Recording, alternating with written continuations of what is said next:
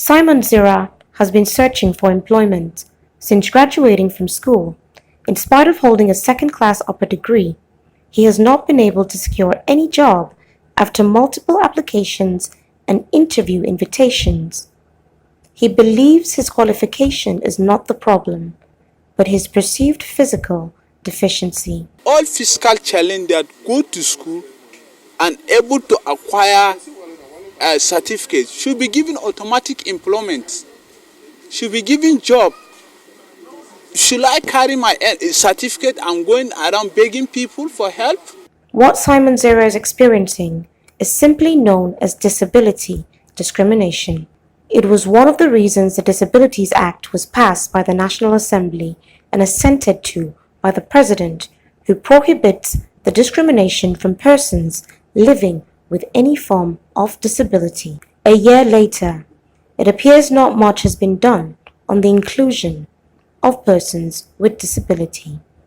Simon Zira's situation is not an isolated incident. A month ago, a coalition of persons living with disabilities protested the lack of opportunities to the National Assembly.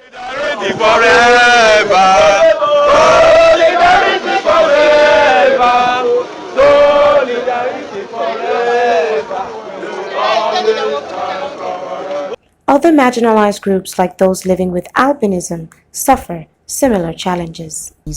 Help us put positive pressure on the government, on the private sector, so that they can help us implement this policy. Public places hardly make provisions for persons on wheelchair, such as the pedestrian bridge.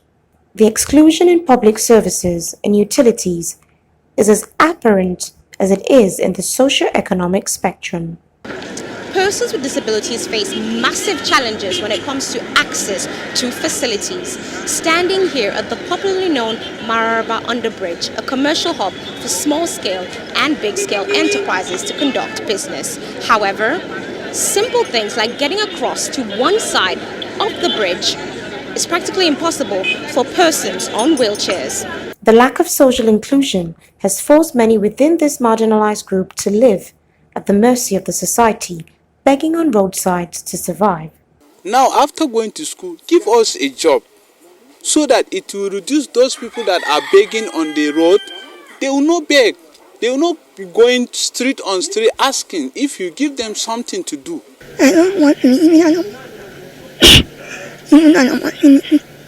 I want